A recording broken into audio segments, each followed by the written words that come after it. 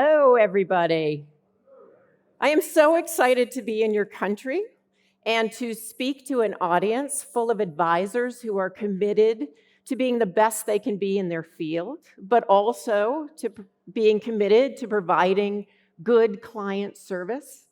I also have to tell you that most speaking engagements that I'm at, I don't get to mountain bike with the giraffes, which I got to do yesterday, which was a lot of fun. So I appreciate that. I want to talk to you today about the couples revolution, about the idea that I came up with in 2014 that this industry needed to do a better job working with couples. And so today, what my hope is to explain what the couples revolution is, give you some tips and tools and strategies for working with both partners and balancing both partners' needs, as well as inspiring you to break the money talk taboo and talk more openly and honestly in your own life, but also with couples. Now, I know many of you are already doing a wonderful job engaging couples. And so a lot of what I say may reinforce what you're doing and keep doing it. For others, there hopefully are some new tools and tactics that I will provide that'll give you a little bit of a different window into how you work with couples and families and the next generation. So a quick raise of hands. How many of you have heard the statistic that 70 to 80% of women fire their couples advisor within 1 year of the death of their spouse? A few hands, right? That's a startling statistic. 70 to 80% of women fire their couples advisor within 1 year of the death of their spouse. And so when I heard that statistic, I thought to myself, something's really, really wrong if that many women are unhappy and they're voting by moving their assets to the competition when their male partner is no longer with them. And so in 2014, I stood up on a stage very, very similar to this one, and I, very loftily, mind you, declared a couples revolution. And basically what I meant was that I really felt like it was time for this industry, globally, to do a better job balancing both partners' needs. And what that would mean is it would no longer be acceptable or commonplace to meet with just one member of a couple, often historically the male wealth creator, to plan for the family's needs, for the couple's needs. And that it was really, really important to hang tight. It's doing what I thought it was going to do. Hopefully they can fix that for you, so it's not running in advance of me. So basically, in 2014, this couples revolution was really about making sure that both partners' needs were balanced and that it wasn't commonplace in this industry to meet with just one partner to plan both the couples as well as the family's needs. And there was not only a reason in the fact that I felt like it was important for both members of the partners to be there, to give you your values, your goals, your dreams, to do the financial plan that is going to be best for them. I also felt like there was a really good business case that we could retain more of our assets at times of transition. We could do a better job of meeting the next generation's needs. So let's see if I can catch up to my slide. Okay, so the business case. Why do you want to be couple friendly? What makes it important to you as an advisor? And by the way, I use the term advisor generically, so I understand that there's a mixed, different types of financial professionals in the room. It just makes it easier for me. So the business case. First of all, it's going to increase your client satisfaction and retention if you go out of your way to balance both partners' needs. Because not only are you going to be able to retain or have more loyal clients at times of difficult transition, you also are going to get an opportunity, hopefully, to manage more assets and also sell them more of whatever your products are or your recommendations. And so that retention to the next generation or to the surviving spouse is going to be there. You also are going to increase your success. And increasing your success by being able to get a little window into not only the financially dominant spouse's thoughts about what is important in their financial life, what they want to protect, how they want to grow their wealth, but also the non-dominant financial spouse. That person who may not appear to be taking the lead at all, and notice how I use the term appear. Sometimes they actually are taking the lead, they just happen to be doing it quietly. But either way, their input, their vision for themselves and their family in the future is just as important as the person who's doing more talking or more interested in the investment. So it's going to increase your success because you're going to have more buy-in from both of the partners. It also is going to increase referrals. Women, if there's a woman in the couple, women make on average 2 to 2.5 times more referrals than their male counterparts. Now, that isn't man bashing. It's just the way women tend to think. We tend to want to share a good thing with people that we know. By the way, we also like to share when things aren't working. So it's really important that you make the female client happy in order to increase your referrals. The other thing is, as I prepare for a talk like I'm talking today, I usually interview a number of people in the audience. And first of all, a shout out to anybody who took time to take the interview with me. It was incredibly helpful. But one of the things that I remember, and there were a lot of stories that I remember, but one that stood out had to do with Jackie Main, who sells commercial insurance, does some personal insurance. And she said to me, "You know what, Kathleen? I always make sure that I get to know not only the person that I'm working with, that I'm selling the product to, but their entire family. And I encourage my staff to do the same." And so in encouraging my staff to do the same, I get to know people and I have grown my business. It is a great way to increase your success and increase the referrals within your book or within your current clients. And the last piece, let's see if I can get back to there. The last piece is it pays to be inclusive and gender savvy. That if we just look at the economic power of women,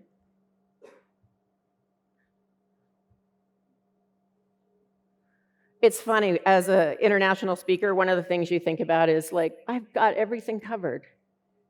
Just don't let the slides go out on their own.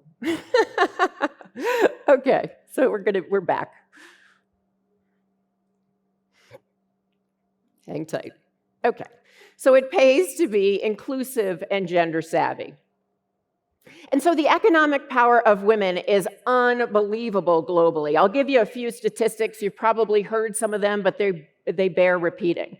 First, women control 20 trillion or 27% of the world's wealth and represent 40% of the global workforce. Women are inheriting wealth. Women are creating wealth in their own right. In South Africa, so here, women make up 54% of the population and 42%, or 45.2%, of the employed workforce, and 29% of senior management positions. What that tells me is very similar to the United States, that women are taking a more prominent role and creating their own wealth and having more to say. There are more female breadwinners, and that trend is continuing. And globally, by 2028, what you'll see is that women will control close to 75% of the discretionary spending worldwide. That is pretty awe-inspiring.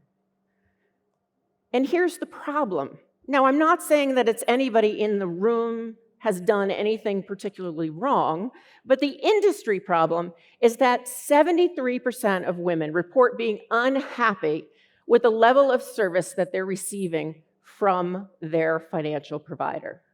So I'm going to stop here for a second because I think it's important for you to know where that number comes from. Has anybody heard of the Boston Consulting Group and their survey that was done in 2009? Basically, that survey was 12,000 women globally from 21 countries.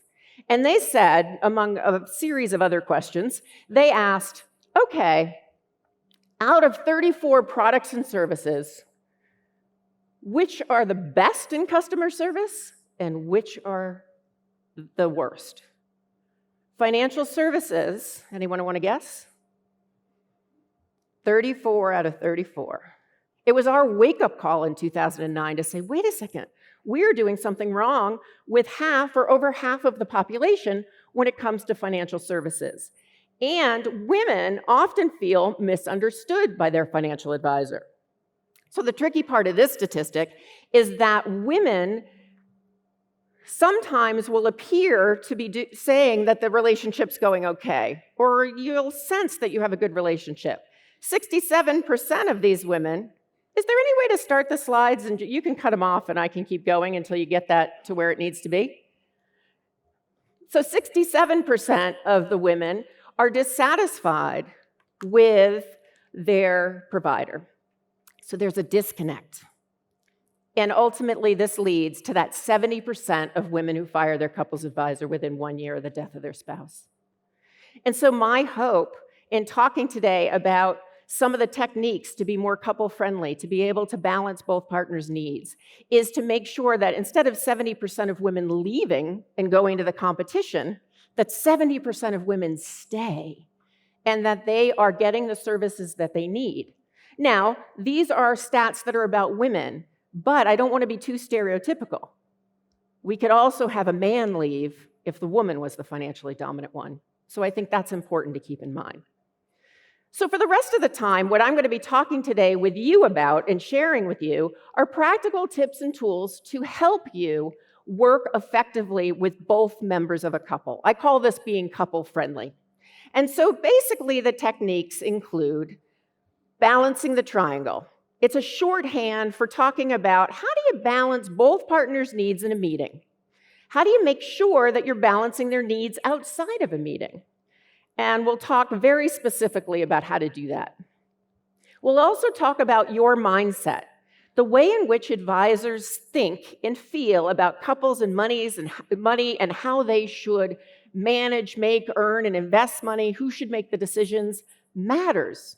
Whether you're aware of it or not, we all have biases, and we all have ways in which we think that impact our client relationships. We're going to take a moment and look at that for you. And then we're going to end with what I call breaking money silence.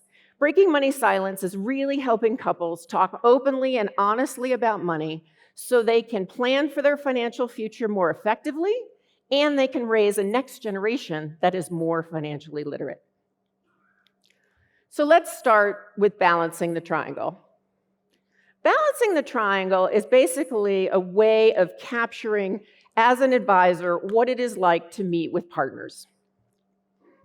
So, when you are meeting with an individual client, right? I am meeting with you. I ask a question, you respond. I ask another question, you respond. It's a linear relationship. It's fairly easy. I mean, it's a skill you have to learn over time that you've all mastered, but it's fairly easy. When you are meeting with a couple, there are 3 entities in the room. So now I'm meeting with you, and I'm meeting with you, and I have to balance things out. There's a relationship with partner 1, there's a relationship with partner 2, and then there's also the relationship between the 2 partners, called the couples dynamic. And that dynamic, when you witness it, can give you a lot of good insight into what is going on in the couple and how to make the recommendations. So all of a sudden, instead of just asking a question of you and getting a response, I have to think about, oh, so I'm asking a question of you. Is she paying attention? Is the other partner paying attention? And I have to balance the triangle. What typically happens, and it's going to happen anyway, oh, look, the timing worked out perfect there, is that it's going to get out of balance. So if we go back to the couple here, and so I'm really connecting with you, we're having a conversation, maybe you mountain bike as well, so we talk about mountain biking. You're like, no, I don't. And so you would then feel left out. And so you can see it in the meeting, somebody's glazing over, or somebody maybe doesn't show up to a meeting at all, so by not showing up, they're left out.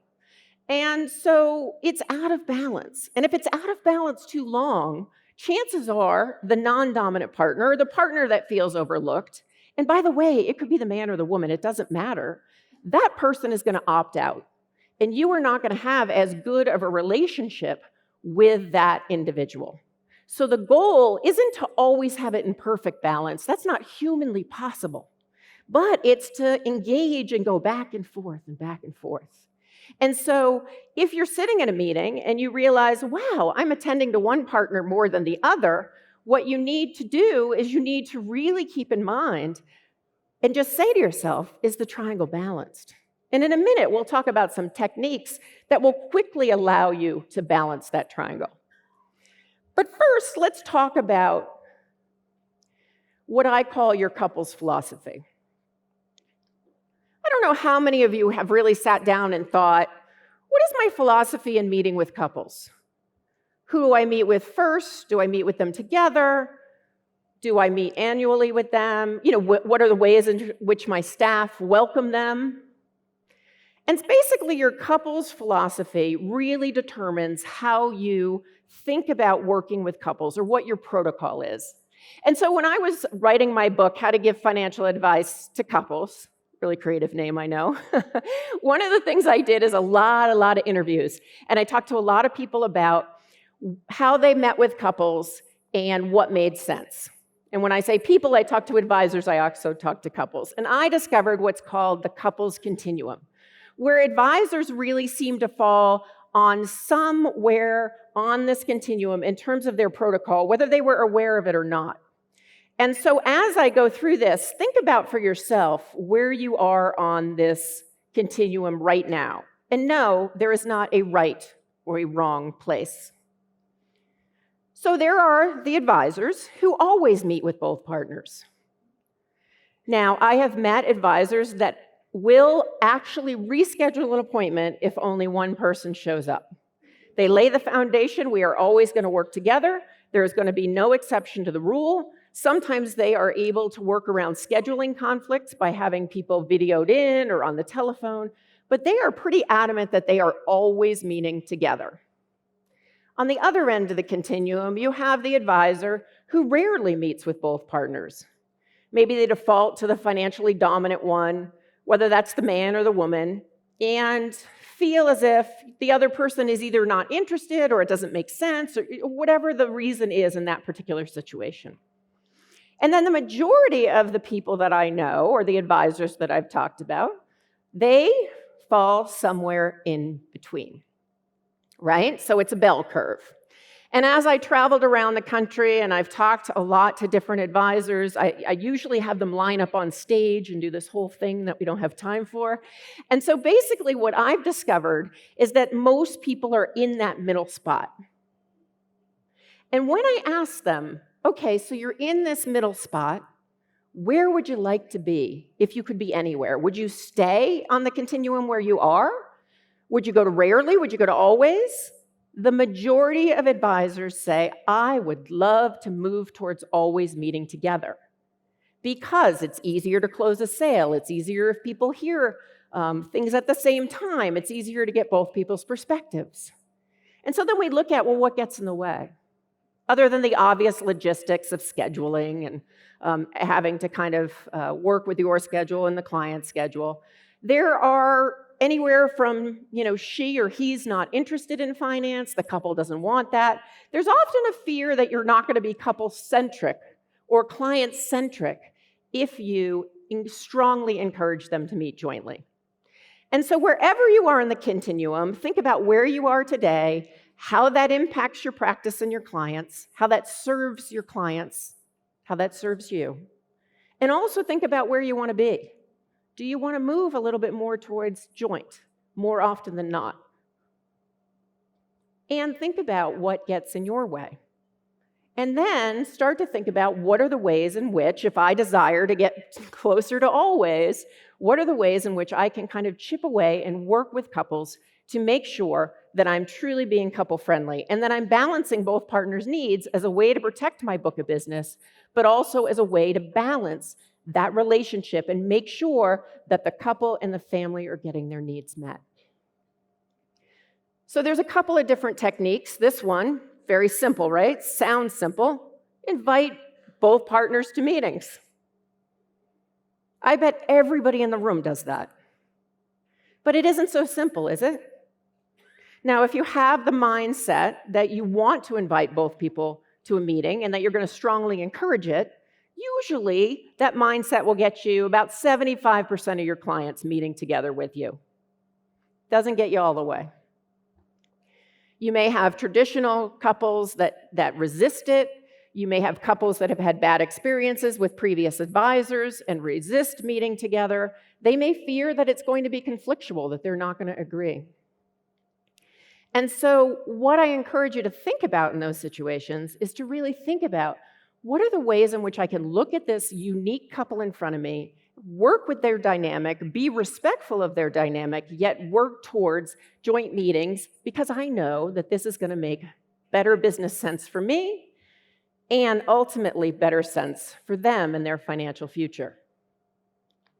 And so let me tell you a brief story about a gentleman who came up to me after one of my keynote presentations. He came up to me and he said, "You know what? I am at the always on the continuum. I have always tried to meet with both partners." He goes, "But about a year ago, I got a referral from a buddy of mine. And this client, the male client, called me and said, 'You know what? Yes, I will meet with you. I am very interested in working with you, but I am not meeting with my wife. There is no way we are having a joint meeting.'" So the advisor had a choice, right? Do you stay with your protocol or do you go with what the client's saying? And he said to me, "You know, Kathleen, I broke my protocol because it was a referral from someone I respect and I wanted to work with this couple." He goes, "So I said to the husband, 'Come on in individually, but I also want your wife to come individually.'" And so for about a year, every time he had a meeting with the husband, he had a separate meeting with the wife to go over the exact same stuff. And in those meetings, he would say things like, "You know, we're talking about your grandkids' college savings plan. This would be a great time to have your wife in here in real time giving input." He did the same thing with the wife. Year goes by, it's at that annual meeting time, and he said, "I put it out there and I said, you know what? I'd really like to meet with both of you. That's what I usually do. Are you willing to give it a try once?" And so by then he had fostered trust with both partners and they agreed. And they've been meeting together ever since. It took him a year to work with their couples dynamic to get them in the meeting together, but he eventually did. So it isn't as easy as just saying, "Yes, I'm going to invite both partners to every meeting." It's about doing that and then looking at, how do I respect their dynamic? How do I figure out maybe what the resistance is, why they don't want to come into the meetings together, and then slowly working towards where you want to go with them. Now they're in the meeting with you. You're in that triangular situation. There's a lot that you can do to balance that relationship. Simple things like body language, turning yourself this way towards one partner and this way towards the other partner. It sounds so simple, but it makes a huge difference. Asking both partners the same question. Now, I've gotten feedback on that from advisors who said, "You know, Kathleen, that's kind of silly. I'm not going to ask both partners the exact same question. I'm going to look stupid." And I say, that's not the case. What you're going to do is you're going to send the message to both partners that they matter. So you're sitting there, and there's always one person who's more talkative, more chitty-chatty. Often the financially dominant one, not always, might just be the more financially anxious one, but the one who's doing a lot of talking. And so you ask them a question. What do you think is most important, or what keeps you up at night when it comes to talking about money or thinking about money or saving for the future? Person answers. You turn, you ask the exact same question. If that person looks at you, the partner who doesn't do a lot of talking, and says, "I agree with him," don't worry about it. The answer matters less. It's really about, you have turned to that person, you've attended to that person, and they know. And each time you do that, eventually, somebody will speak up. And even if they don't, you've communicated that they matter. And that's what you want to send the message loud and clear to both partners about. Now, this seems silly and simple, but makes a big difference. Copying communication to both partners, whether this is an email, whether this is written correspondence or here's the hard part, if people aren't sharing cell phones, which they often don't, then it's leaving a cell phone message on one partner's cell phone and also on the other. And I do realize this is time intensive. I do get that this is asking a lot. But when I was interviewing women for my first book, what I found is often women would get really, really upset by this small detail of being left off of the email or left off of the correspondence. And I can remember thinking at the time, boy, that's a little sensitive. What's the big deal?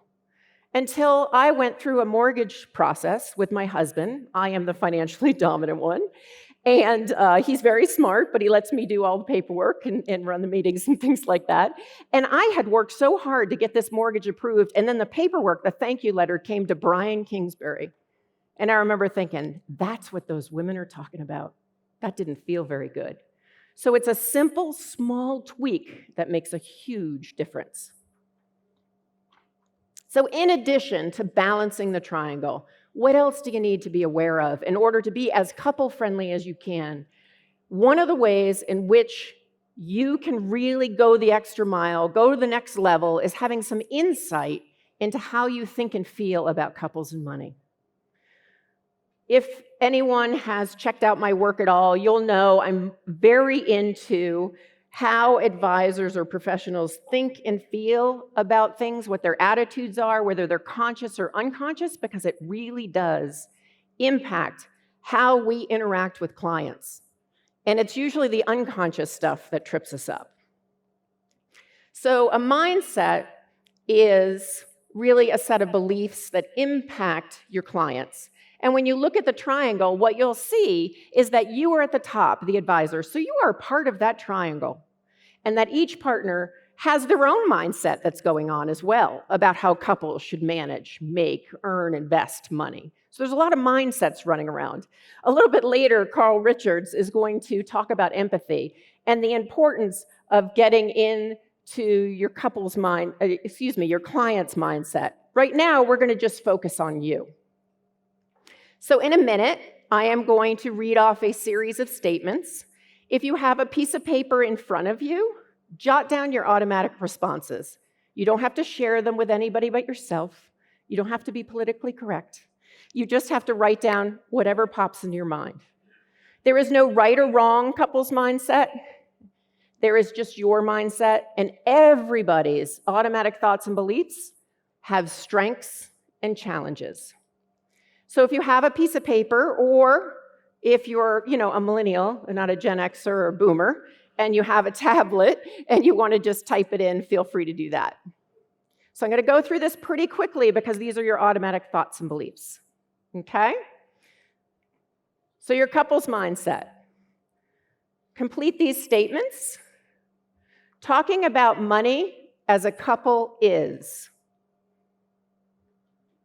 Talking about money as a couple is.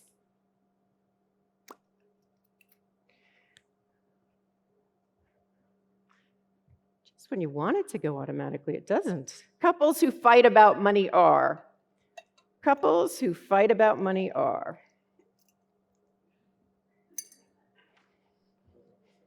Most of your clients? Men who control the family finances are.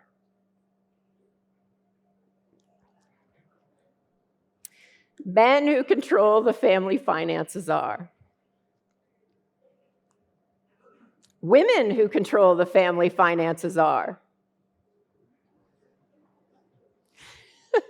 I wish I could hear you all. Women who control the family finances are.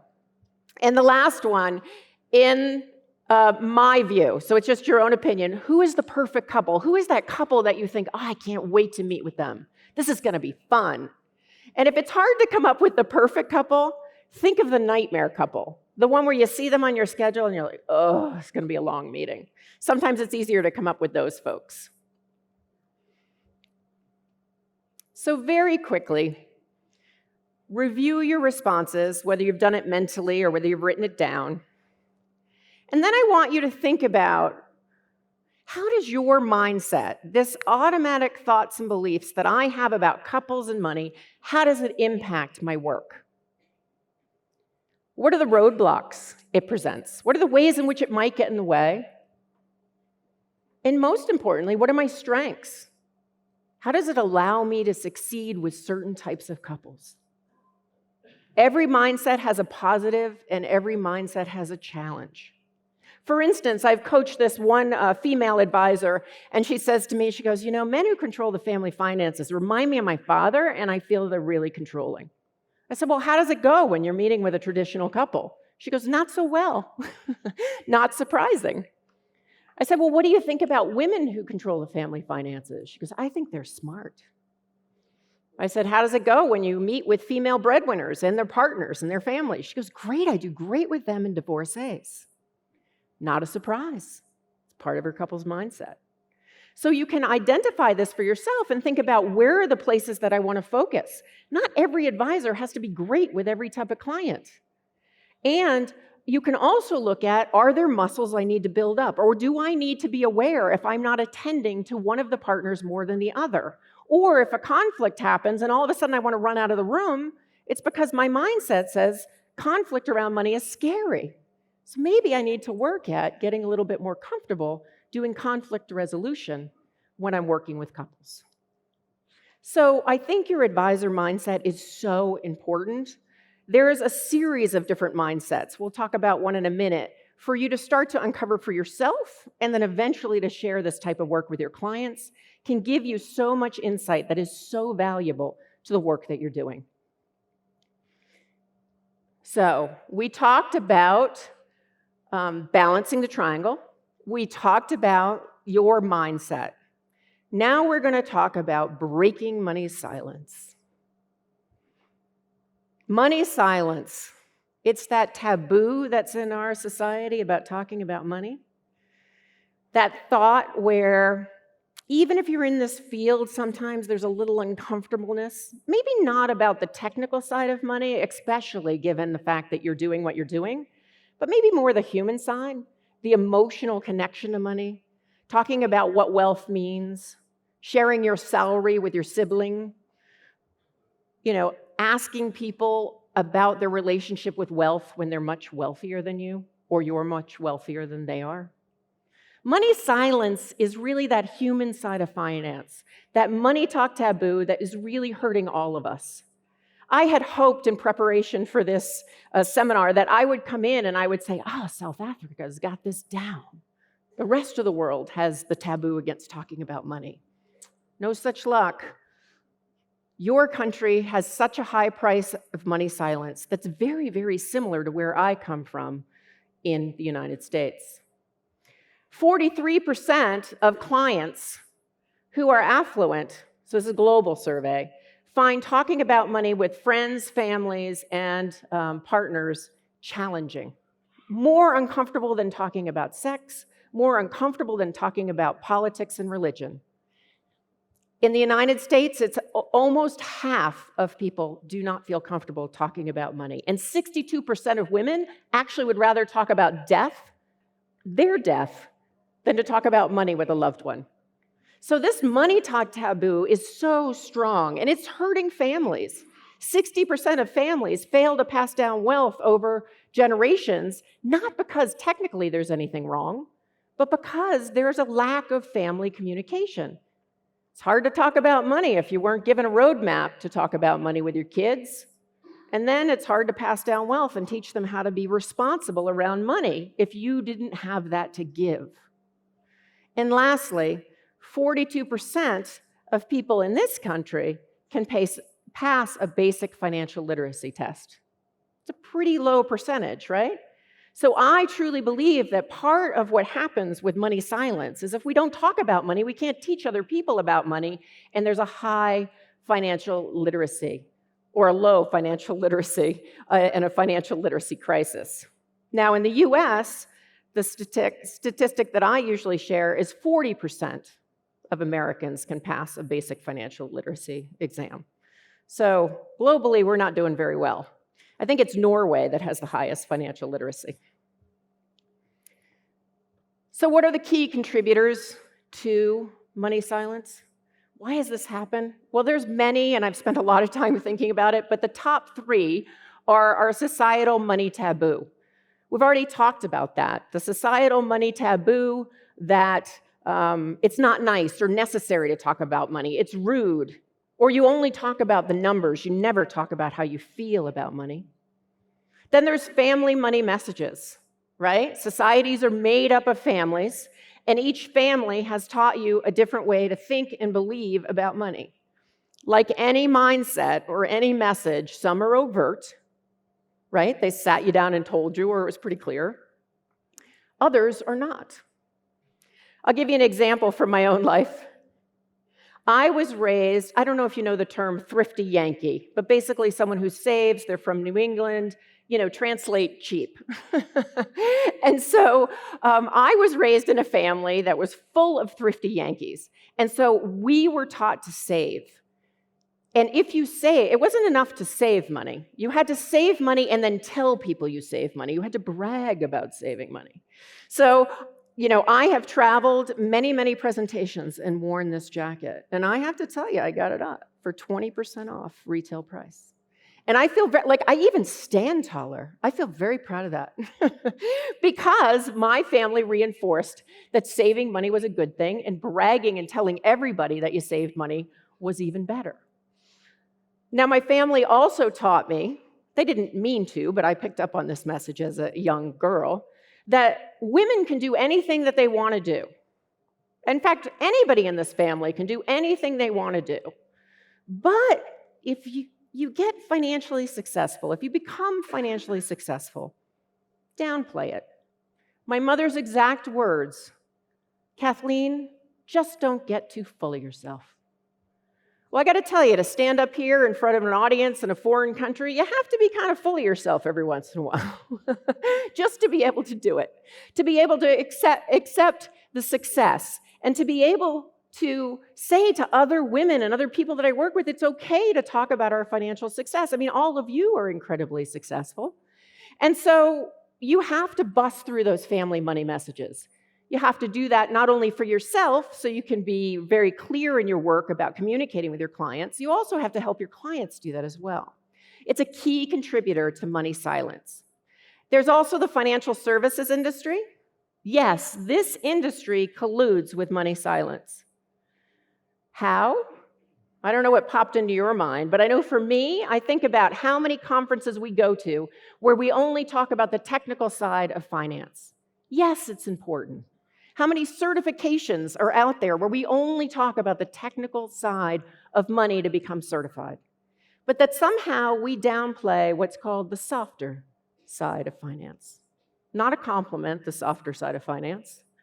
It's actually really hard to communicate and to communicate effectively. And so in this industry, what I see is a move, and I see PSG really ahead of the curve here, in that they're having people like myself, people like Carl Richards, talk about the human side of finance.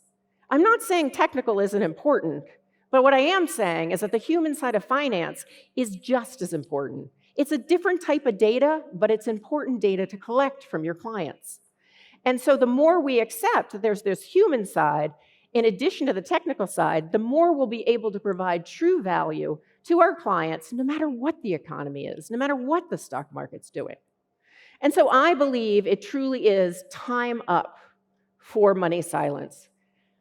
That no longer should we be colluding in this industry, whether we're overtly colluding or whether we're unconsciously colluding, and that we need to not only help ourselves talk about money more in terms of the emotional side of money, we also need to help our couple clients.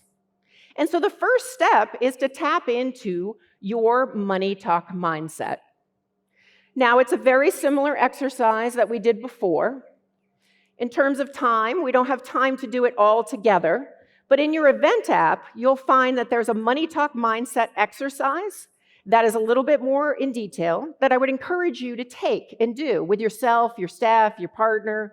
It's a great way to start to talk about money without actually talking about money. You're really talking about, okay, what was I taught growing up about money conversations? How does that help me with my clients? How does that get in the way?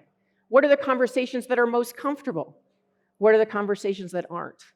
And the beauty of working with a diverse group of advisors and a diverse population is those answers are going to be very different client to client, couple to couple. And so you're going to start to be able to help your clients uncover those thoughts and beliefs about money that will then help them have better conversations or be able to work through financial conflict. So definitely check that out in your event app.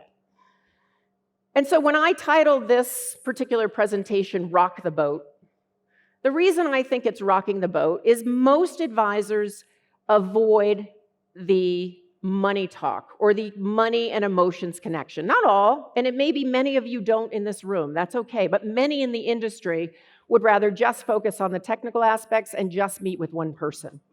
And so what's so awesome is if you can meet with two people, if you can meet with both partners and you can help them rock the boat by busting through this money talk taboo, you are going to stand out in a crowded marketplace. Not only are you going to stand out in a crowded marketplace, it makes good business sense for you. My company did some research on breaking money silence and those techniques, and the results are here. You can actually get the research on my website. I have no doubt that these slides will pop that information up in a minute. So as you can see, 83% of people surveyed, it was 192 advisors, by the way, majority of them had 16 plus years experience in the field. The majority of those advisors, 83%, said it improved my client relationship. It improved the loyalty that my clients felt. And I think even more telling is 61% said it increased my referrals, those word-of-mouth referrals I was talking about, and also assets under management. Talking about money, focusing on the human side of finance, providing the value along with the technical aspects that you already provide, made good business sense and helped advisors who are very, very experienced grow their practices. So check it out. I would love to get your feedback. Email me once you have a chance to look at it. It's only the beginning of our research, so other questions that you have, I welcome that dialogue. I always learn a ton when I come out to talk in terms of learning from the audience. And that is the URL if you want to download the executive report. It's also in your event app. The other thing I wanted to provide you and your clients were something called the Money Talk Guidelines. Money Talk Guidelines are simple rules for engaging in a financial conversation. Providing these to your clients is a couple-friendly practice. It is a way in which you're saying, I want to help you and the next generation talk about money, talk about wealth, engage in these conversations that we all know from time to time, money can become pretty emotional. And for some couples, pretty conflictual.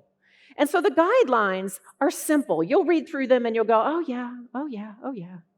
But then all of a sudden you'll be in a financial conversation with a partner, say in your own life. I know for me, I stand up here and tell you to have money conversations, and my husband Brian's right now at the arcade playing things.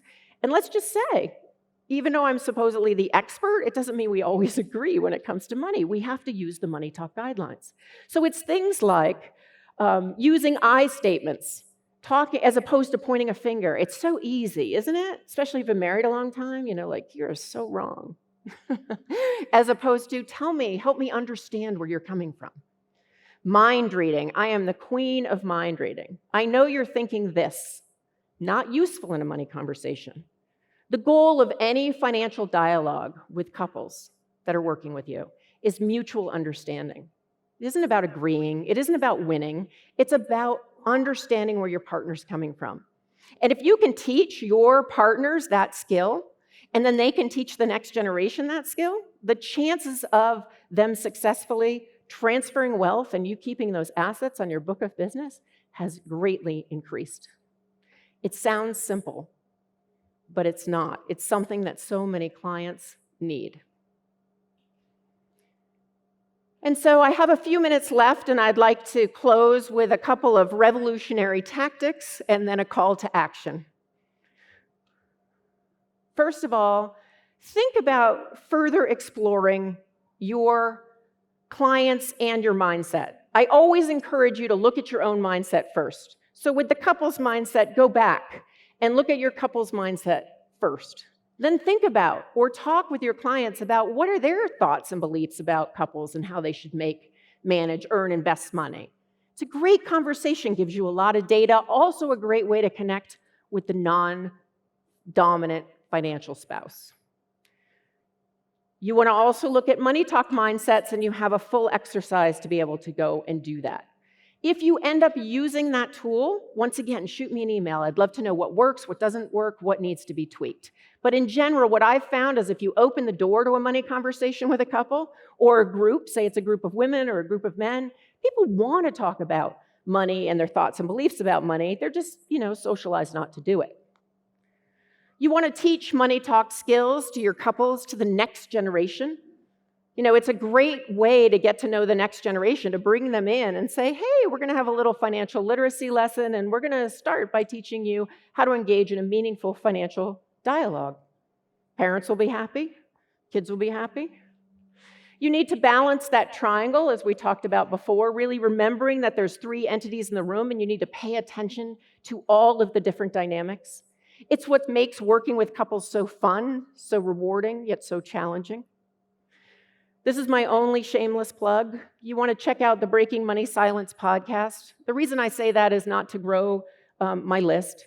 It's to actually help you see how you can have a money conversation about a money myth and then use that to parlay into a very meaningful conversation with your clients, or to share that with your couple clients, have them listen to it. And what I've found, which is a great byproduct of this podcast, is then couples are actually talking about money in a way that doesn't feel so personal or so conflictual. It's a great way to role play how you want to set the stage to be a money talk revolutionary, somebody who is demonstrating healthy money talk. So I want to end with the call to action and a quick story. Hopefully they won't pull me off stage because I have like 42 seconds left. So the next steps, what are you going to do? If you already meet with one partner and you don't meet with the couple as much as you'd like, think about reviewing your book of business when you get back to the office. Ask yourself, maybe the top couple of clients you have, how often do I meet with both partners? What are the roadblocks? What are the ways in which I can maybe list 1 or 2 strategies that are going to allow me to think about meeting with the non-dominant spouse? What are the things that I can do? Maybe it's getting them in a meeting, maybe not. Maybe it's having coffee with them or running an event.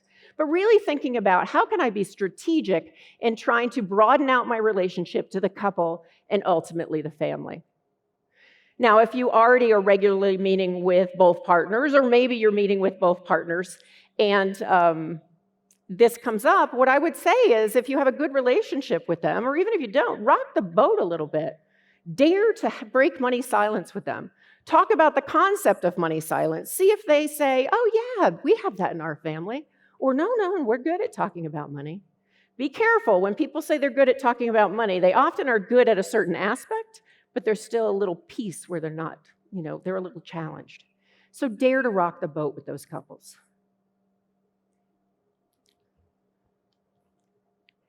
I want to end with a story that I think kind of epitomizes the couples revolution and the work that I think each and every one of us, myself included, need to be doing. It's about an advisor that was working with a traditional couple.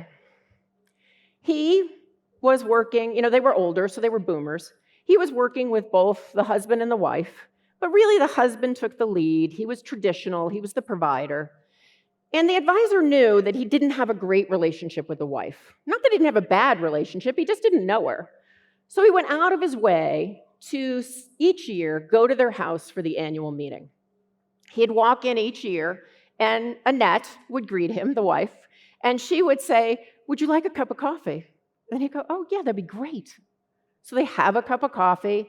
The minute the meeting started, Annette would leave, even though this advisor always invited her to stay. She didn't appear to be interested in finance. We don't know for sure.